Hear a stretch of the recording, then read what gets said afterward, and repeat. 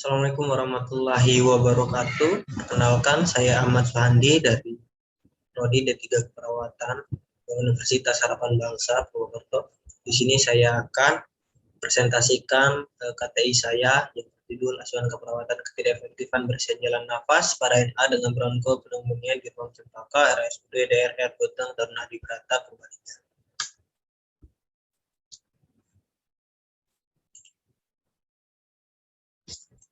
Yang pertama, latar belakang. Bronkopneumonia merupakan radang pada saluran pernapasan yang terjadi pada bronkus sampai dengan alveolus paru. Biasanya sering disebabkan oleh bakteri Streptococcus pneumonia dan Haemophilus influenza. Kemudian menurut profil kesehatan Indonesia, pneumonia menyebab kematian balita, yaitu sekitar 922.000 balita pada tahun 2015. Kasus pneumonia dari tahun 2015 sampai 2018 yang terkonfirmasi pada anak-anak di bawah 5 tahun itu meningkat sekitar 500.000 per tahun. Tercatat jumlah penderita pneumonia mencapai 55.331 pasien dengan 425 pasien meninggal. Kemudian menurut WHO, pneumonia adalah penyakit infeksi yang terbesar tunggal menyebabkan kematian pada anak-anak di seluruh dunia. Untuk angka perkiraan kasus pneumonia Provinsi Jawa Tengah itu sebesar 3,61%, sehingga pada tahun 2019 diperkirakan ada sebanyak 83.101 kasus pneumonia balita. Penemuan dari dan penanganan penderita pneumonia pada balita di Jawa Tengah tahun 2019 sebesar 67,7%, meningkat dibanding capaian tahun 2018 yaitu 6,5%, diambil dari profil kesehatan Jawa Tengah 2019. Kemudian untuk diagnosa keperawatannya di sini ada ketidakefektifan bersihan jalan nafas.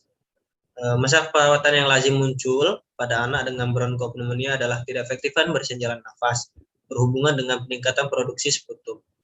Kemudian bersihan jalan nafas tidak efektif sendiri itu merupakan kondisi ketidakmampuan untuk membersihkan sekresi atau sumbatan dalam saluran pernapasan guna mempertahankan kebersihan jalan nafas. Adapun untuk proses keperawatannya, yang pertama itu ada pengkajian, yang kedua ada diagnosa keperawatan, selanjutnya ada intervensi, ada juga implementasi dan juga evaluasi.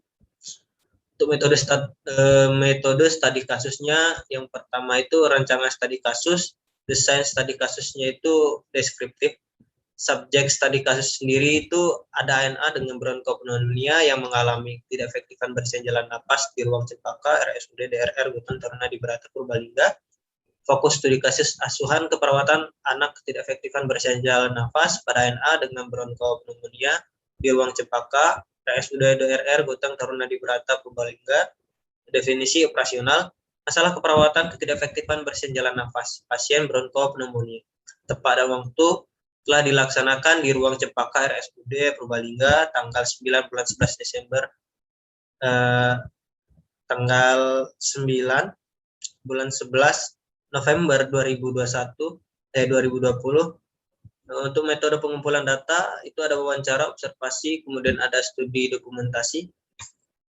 Kemudian penyajian datanya, penyajian data dengan tabel dan uraian narasi. Untuk etika studi kasus, yang pertama ada prinsip manfaat, yang kedua prinsip menghargai atau HAM, kemudian ada prinsip keadilan. Untuk hasil dan pembahasan atau pengkajian, yang pertama itu ada biodata pasien. Identitas pasien sendiri yaitu ANA, berusia 7 bulan 11 hari, berjenis kelamin laki-laki, alamat Purbalingga. Tanggal masuk rumah sakit 3 November 2020 dan tanggal pengkajian tanggal 9 November 2020. Untuk riwayat penyakit sekarang, itu sebelumnya pasien masuk rumah sakit, pasien sempat dibawa ke puskesmas pada tanggal 27 Oktober dengan keluhan demam, batuk, dan pilek. Demam sembuh tetapi batuk dan pilek hilang timbul pada tanggal 3 November. ANA dibawa lagi oleh orang tuanya ke RSUD Goteng Taruna Adibrata dengan keluhan batuk, pilek, dan terdengar suara grogro. Untuk riwayat imunisasi sendiri cukup baik.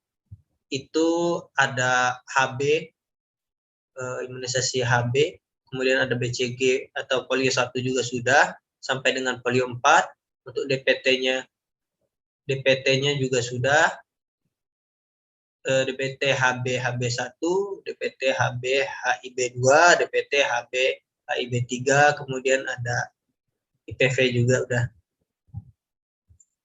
Kemudian untuk keluhan utama, ibu pasien itu mengatakan NA batuk, pilek, sesak nafas, dan nafas terdengar krok-krok serta dahak tidak bisa keluar. Lanjut ke pemeriksaan fisik. Hasil pemeriksaan fisik yang didapatkan dari ANA meliputi tingkat kesadaran, yaitu pasien tingkat kesadarannya secara kualitatif adalah komposmentis dengan GCS E4, M6, V5. Tanda-tanda vitalnya suhunya 37 derajat 37,4 derajat Celcius, kemudian nadinya 186 kali per menit, pernafasan 72 kali per menit. Kemudian ada pula pada pemeriksaan paru-paru menggunakan IPPA, inspeksi, pernafasan 72 kali per menit, pernafasan dangkal, terdengar retraksi pada dada pada permukaan dada kiri dan kanan. Pada dada kiri dan kanan, bagian atas terlihat penggunaan otot-otot bantu pernafasan, irama pernafasan brachial, atau bisa disebut inspirasi lebih pendek daripada ekspirasi. Kemudian palpasi. Palpasi teraba peningkatan vokal fremitus pada daerah paru kiri. Kemudian perkusi di bagian dada sebelah kiri dan kanan. Terdengar pekak atau redup. Auskultasi terdengar suara ronci basah, halus nyaring area paru kiri lobus bawah. Kemudian riwayat penyakit dahulu. Ibu pasien mengatakan sebelumnya pasien tidak pernah dirawat dengan keluhan yang sama. Riwayat penyakit keluarga, ibu pasien mengatakan tidak di dalam keluarganya tidak ada yang menderita penyakit keturunan hipertensi, asma, dan diabetes mellitus atau penyakit yang sama lainnya. Kemudian lanjut ke diagnosa keperawatan. Berdasarkan hasil pengkajian yang diperoleh, bahwa keluhan utama pasien adalah batuk dan terdapat suara grok-grok. Selama pasien dikaji dapatkan data subjektif, yaitu ibu pasien mengatakan ANA batuk dan terdapat dahak yang susah dikeluarkan. Untuk data objektifnya sendiri yang dapatkan yaitu tanda-tanda vital, suhunya 37,4 derajat Celcius, nadinya 186 kali per menit, pernapasan 72 kali per menit. Pada pemeriksaan paru-paru menggunakan IPPA, inspeksi, pernafasan 72 kali per menit. Kemudian pernafasan dangkal, terdapat retraksi dada pada permukaan dada kiri dan kanan. Pada dada kiri dan kanan bagian atas terlihat penggunaan otot-otot pernafasan tambahan. Irama pernafasan brachial atau inspirasi lebih pendek daripada ekspirasi. Pada saat palpasi teraba peningkatan vokal fremitus pada daerah paru kiri. Terdengar suara ronci basah halus nyaring area paru kiri lobus bawah.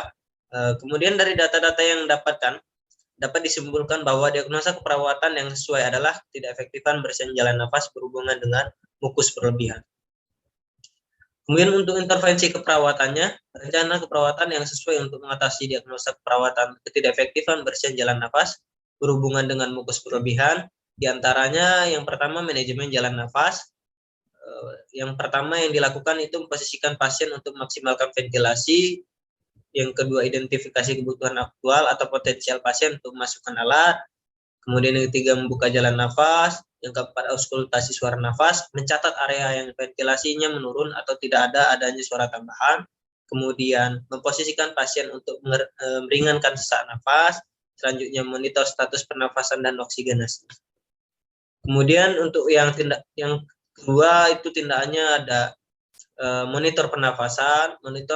Yang pertama itu monitor kecepatan irama, kedalaman dan kesulitan bernafas, mencatat pergerakan dada, mencatat ketidaksimetrisan penggunaan otot bantu nafas, dan retraksikan pada otot suprafikula dan intracostal. Kemudian ada monitor suara nafas tambahan seperti ngorok atau mengi. Kemudian ada monitor saturasi oksigen pada pasien tersedia seperti SpO2 atau SVO sesuai dengan protokol yang ada. Kemudian kaji perlunya penyedotan pada jalan nafas dengan auskultasi suara nafas ronci di paru. Kemudian untuk selanjutnya itu tindakannya ada fisioterapi dada. Kali adanya kontraindikasi yang dilakukan fisioterapi dada pada pasien, kemudian lakukan fisioterapi dada minimal 2 jam setelah makan. Menjelaskan tujuan atau prosedur tindakan fisioterapi dada pada keluarga pasien, kemudian mendekatkan semua alat-alat yang dibutuhkan, monitor status respirasi, kemudian monitor jumlah dan karakteristik sputum, tentukan segmen paru mana yang akan dilakukan tindakan fisioterapi dada, posisikan segmen paru yang akan dilakukan fisioterapi dada. Jika pasien tidak dapat mengikuti posisi tersebut, lakukan modifikasi pemposisian. Kemudian menggunakan bantal untuk menopang posisi pasien. Tepuk dada dengan teratur dan cepat dengan telapak tangan yang dikuncupkan di atas area yang ditentukan selama 3-5 menit. lakukan getaran apply pneumatic, acoustical, or electrical chest processor, kemudian getarkan dengan cepat dan kuat dengan telapak tangan, jaga agar bahu dan lengan tetap lurus. Pergelangan tangan kencang pada area yang akan dilakukan fisioterapi dada ketika pasien menghembuskan nafas atau batuk 3-4 kali. Kemudian yang terakhir, memonitor kemampuan pasien sebelum dan setelah prosedur. Contoh nadi, tanda-tanda vital, dan tingkat kenyamanan pasien. Kemudian ada implementasi keperawatan. Implementasi keperawatan yang diberikan mengacu pada intervensi yang telah disusun sebelumnya, yaitu manajemen jalan nafas. Tindakan manajemen jalan nafas bertujuan untuk memfasilitasi kepatenan jalan nafas. Implementasi dilakukan pada tanggal 9 November 2020 jam 10 waktu Indonesia Barat. Tindakan yang dilakukan yaitu memposisikan pasien untuk memaksimalkan ventilasi, beritahukan kepada keluarga untuk selalu memperhatikan posisi pasien, harus selalu telentang saat tidur guna memaksimalkan pernafasan pasien. Auskultasi suara nafas, dapatkan hasil terdengar bunyi ronci pada paru kiri lobus bawah. Posisikan pasien dengan posisi semivolar untuk meringankan sesak nafas. Monitor status pernafasan dengan oksigenasi dan melakukan tindakan kolaborasi pemberian obat dengan memberikan terapi nebulizer pembivan. 1/4 vial drip NaCl 3 cc, pemberian dilakukan selama 30 menit. Kemudian yang data yang didapatkan yaitu pasien lebih rileks. Kemudian tindakan atau implementasi yang kedua pada hari kedua yaitu pada tanggal 10 November 2020 yaitu pada jam 9, yaitu monitor pernafasan bertujuan untuk mengumpulkan data dan menganalisa keadaan pasien untuk memastikan kepatenan jalan nafas dan kecukupan pertukaran gas. Tindakan keperawatan yang dilakukan itu monitor kecepatan irama, kedalaman, dan kesulitan bernafas. Mencatat pergerakan dada, mencatat ketidaksimetrisan penggunaan otot-otot bantu nafas, dan retraksikan pada otot suprafikula dan interkostal. Monitor suara nafas tambahan seperti ngorok atau mengi, monitor saturasi oksigen pada pasien yang tersedia seperti SpO2 atau SVO sesuai dengan protokol yang ada dan melayani injeksi dexamethasone 2 mg via IV melalui selang infus. Untuk datanya yang didapatkan tidak ada hambatan. Kemudian untuk implementasi hari ketiga pada tanggal 11 November 2020 jam 9, tindakan keperawatan yang dilakukan yaitu fisioterapi dada bertujuan untuk membantu pasien untuk mengeluarkan sekresi di jalan nafas dengan cara perkusi, vibrasi, dan pengaliran postural. Kemudian tindakan yang dilakukan selanjutnya pada pukul 9.30 yaitu melakukan kolaborasi tindakan, pemberian obat injeksi cefotaxime 300 mg per IV, pemberian melalui selang infus lancar tanpa hambatan. Kemudian pukul 10 melayani nebulasi dengan kombivan vial NaCl 3 cc, pasien menjadi lebih rileks. Kemudian untuk evaluasi keperawatan pada hari pertama tanggal 9 November 2020 yaitu data subjektifnya ibu pasien mengatakan NA masih batuk dan sesak nafas. Data objektifnya untuk evaluasi hari pertama terdapat mukus pada hidung, terdengar bunyi ronci pada paru kiri lobus bawah, pernapasan 67 kali per menit, nadi 186 kali per menit, suhu tubuh 37,4 derajat Celcius. Kemudian untuk evaluasi hari kedua tanggal 10 November 2020, data evaluasi pada hari kedua yaitu ibu mengatakan NA masih batuk dan sesak nafas. Data objektif untuk evaluasi hari kedua yaitu terdapat mukus pada hidung, terdengar suara ronci pada paru kiri lobus bawah, pasien tampak sesak, tarikan dinding dada dan otot bantu nafas pernapasan 65 kali per menit, nadi 184 kali per menit, suhu tubuhnya 37 derajat Celcius.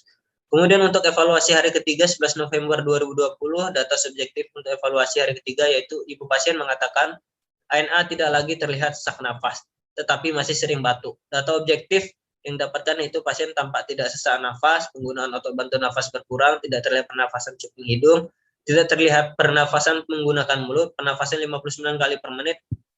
Dari data tersebut dapat disimpulkan masalah keperawatan ketidakefektifan bersihan jalan nafas pada ANA teratasi sebagian, intervensi keperawatan dilanjutkan. Terima kasih, segitu saja presentasi KTI milik saya. Lebih dan kurang saya mohon maaf. Saya akhiri. Wassalamualaikum warahmatullahi wabarakatuh.